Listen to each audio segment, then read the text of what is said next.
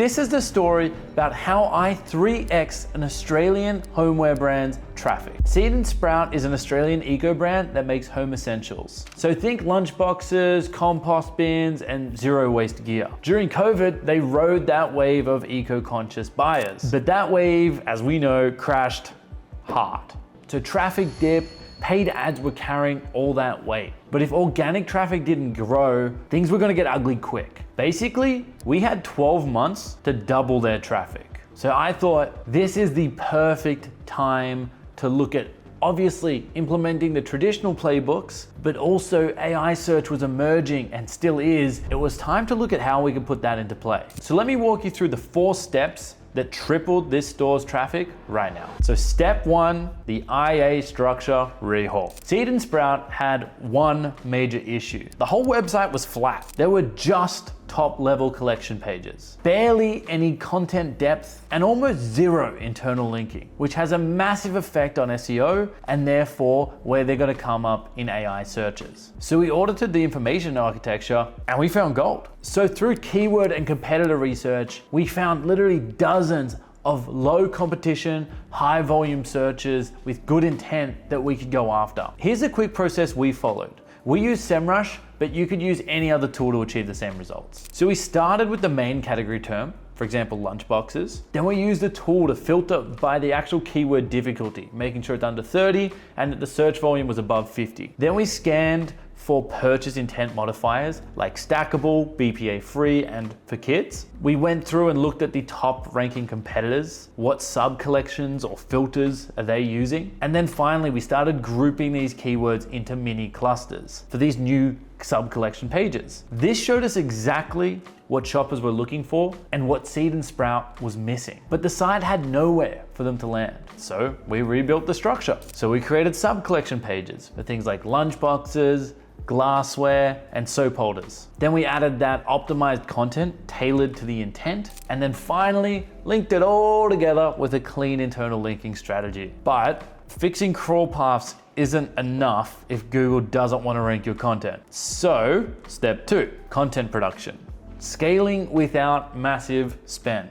Many top-level collection pages were missing transactional content, the kind of content that turns browsers into buyers. So I went out and I built all these SEO content briefs and started using them to build the content that we need on these pages. So we went through and we aligned the tone, the structure, the intent to be what users wanted, but also what AI needed to see in order to come up in search results. So you can see in this example on the lunchware, you can see these different internal linkings to the shop by, and then you can see this description here with that read more as well, which unpacks and gives a bit of that transactional copy before you can see all the lovely products below. That might not seem like much, but this stuff has a massive impact in how it comes up in SEO and AI searches. So step 3, I kind of mentioned it, but those internal links, well, they work like magic.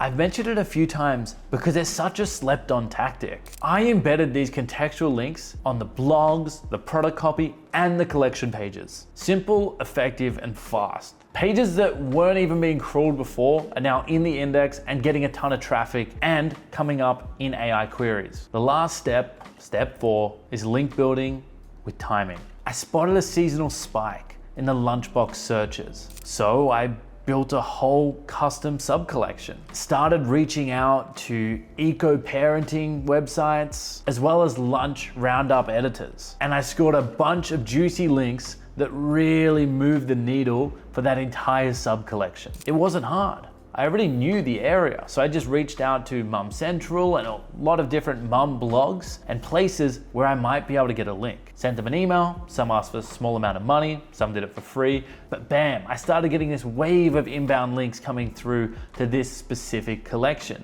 which allowed it to take off. So I did all that. Let's talk numbers. Over 12 months, we tripled and then some their organic traffic. Those collection folders alone went up 285%. In terms of their rankings, their top 3 queries doubled, their sub-collections again tripled, and now they're coming up in other AI searches like Perplexity, ChatGPT, and Google. Their PPC got dethroned and organic became the #1 channel. So this site's already ranking in the next generation of search. Clear answer style content means better AI matching. Internal links combined with the schema means that AI can actually understand the site. And the fresh, crawlable pages means it comes up in Google's shopping carousel. Seed and Sprout are now seeing actual revenue coming through ChatGPT and Gemini now as a result of coming up in AI searches. It's super exciting because we're at this first bastion of watching how search evolves and changes, and the brands that do this now are going to be the absolute winners. So if you're sitting on a brand